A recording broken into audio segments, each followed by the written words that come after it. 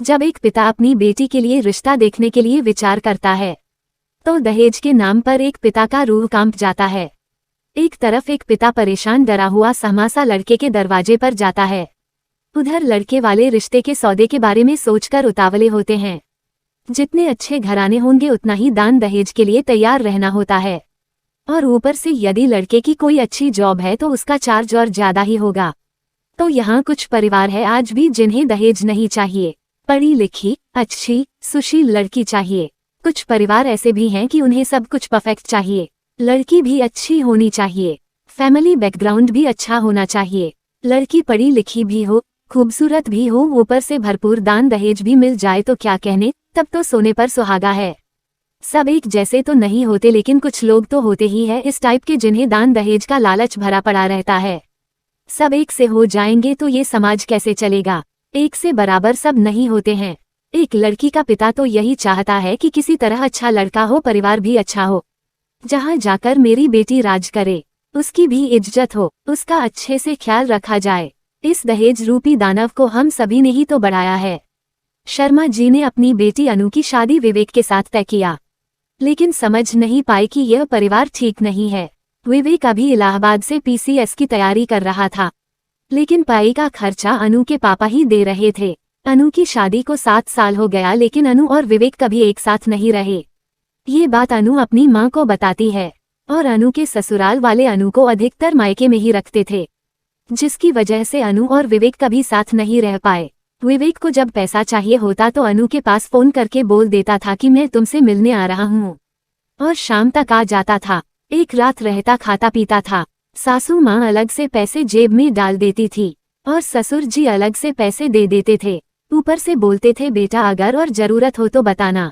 शर्मा जी को बस एक लालच थी कि आज नहीं तो कल अनु की इज्जत होगी और अनु को विवेक ले जाएगा। अनु तो अपने माँ बाप की इकलौती बेटी थी। सांवले रंग की वजह से और कद छोटा होने के नाते विवेक के घर वालों ने समझौता किया था। सबसे ज्यादा तो पैसा मायने रखता था। लालच था तो शर्मा जी के प्रॉपर्टी से और उनके जमा पूंजी से तो उसका लाभ खूब उठाया। विवेक की जब नौकरी लग गई तो विवेक ने साफ शब्दों में अनु को फोन करके मना कर दिया। ये सुनते ही अनु तो टूट गई। जिस लम्हे का बेसब्री से अनु को इंतजार था, आज जब वक्त आया तो उस घर में, उस दिल में अनु के लिए कोई जगह ही नहीं थी। शाम होते ही शर्मा जी आए और अपनी बेटी की हालत देख बहुत दुखी हुए, और काफी प्रयास किए तो पता चला कि असलियत क्या था। अनु के असली दुख का कारण विवेक निकला। शर्मा जी अपने जानने वालों को लिए और नात रिश्तेदारों को लिए और सुबह सुबह विवेक के घर पहुंच गए, और बातचीत होते होते सारे रिश्ते नाते खत्म हो गए। शर्मा जी पूरी तरह टूट गए। अब क्या और कैसे घर जाऊं? मैंने तो अनु को बहुत ढांढस बंधाया है कि मैं सब कुछ ठीक कर दूंगा। अनु तो मुझे अपना जादूगर समझती है।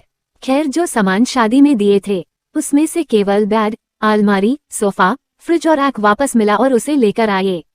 शर्मा जी गांव घर की इज्जत बचाने के चक्कर में सारा सामान एक कबाड़ी वाले को बेच दिए। अपनी बेटी को बहुत समझाया, वो लोग तुम्हारे लायक नहीं थे। बेटा, जो होता है अच्छे के लिए होता है। हो सकता है तुम्हें और परेशान करते आज तुम बच गई उन लोगों से जो अपने बेटे के लिए खुलकर सौदा करते हैं। इतने लाख रुपया चाहिए, गाड़ी चाहिए, ये चाहिए, जो चाहिए। जो होता है अच्छे के लिए के होता है। अनु की माँ से बात किए और शर्मा जी जान पहचान में ही अनु के लिए एक रिश्ता तय किया। वहाँ भी जिस लड़के से अनु की शादी की चर्चा चल रही थी, उसकी भी पत्नी किसी कारण बस तलाक दे चुकी थी। इसलिए उन लोगों को भी बहुत सुंदर, नहीं बहुत ज्यादा पढ़ी लिखी, नहीं बहुत ज्यादा मॉडर्न लड़की चाहिए थी। 1 महीने के अंदर मंदिर में शादी करके अनु को विदा कर दिया। आज जिस घर में अनु है वहाँ लोग अनु की इज्जत करते हैं।